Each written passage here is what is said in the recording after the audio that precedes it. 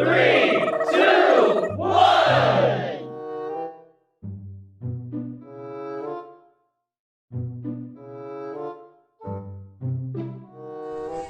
Hi friends, எல்லாம் எப்படி இருக்கீங்க? நல்லா இருக்கீங்களா? சாப்பிட்டாச்சா?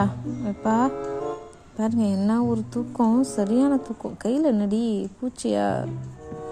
நல்லா தூங்குறாரு. நேற்று நைட்டு ஃபுல்லாக தூங்கிட்டு தான் இருந்தார்.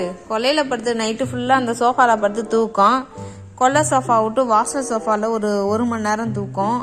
அங்கேருந்து இப்போ வீட்டு நடுப்புற உள்ள சோஃபாவில் ஒரு எத்தனை மணி நேரம் தூங்க போகிறாரோ தெரில. வாழெல்லாம் பாருங்கள், சுருட்டி கொண்டு போய் வச்சுக்கிட்டு அப்படி ஒரு தூக்கம் தூங்குறாரு. எப்பா சில்லற தர ஐயோ, ஏமா நீ வேற சில்லற தர தூக்கு தரன்னுக்கிட்டு போய் அங்கிட்டு போய் தொலை அப்படிங்கிற மாதிரி ரியாக்ஷன். டேய் தூங்குனா சில பேர் சொல்லுவாங்க, தூங்குற பிள்ளைய எழுப்பாதீங்கங்க அப்படின்னு. நான் எழுப்பலப்பா, வீடியோ எதுவுமே கொடுக்க மாட்டேங்கிறானுங்க. நான் என்ன பண்ணுறது?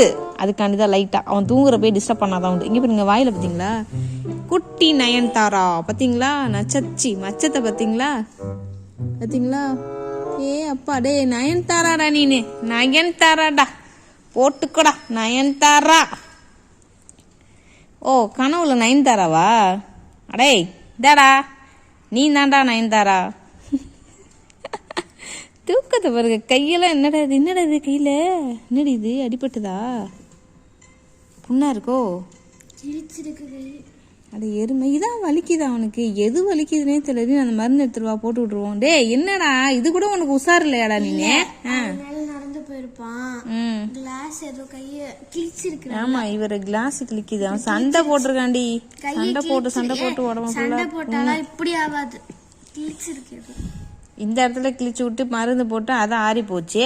இப்போ இங்கே தர இதே வேலையா போச்சு. எங்கேயாச்சும் போய் சண்டை போட்டு வந்து வீட்டில் பாருங்க தூங்குற மாதிரி பாருங்க. கோவம் கத்துற என்ன? கோவம் வருது உனக்கே, ரொம்ப கோவம் வருது. தூங்குற பிள்ளைய எழுப்ப கூடாதான். சரி, நீ சாப்பிட்றதுக்கான தான் பிள்ளைய தூக்குனேன். சாப்பிட மாட்டியா நீனே? 3 hours ஆச்சு. என்ன ஆக்சுவலி 3 hours ஆச்சு நீங்க வந்து படுத்து. ஞம் பாருங்கப்பா, பயங்கர கோவம் வருதுப்பா. எங்க நைனாக்கு டென்ஷன் ஆகுறான். அட படுபாவிகளா, இத்தனை பேர் எங்கேருந்து வந்து தொலைஞ்சிங்க? நான் பாடுக்கு நிம்மதியா செவனீடு படுத்துக்கிட்டு இருக்கேன். அநியாயம் பண்றாங்கப்பா, நம்மளை போட்டு டார்ச்சர் பண்றானுங்க. சை, குடும்ப தலைவனா இருக்கிறது எவ்வளோ பெரிய கஷ்டம்.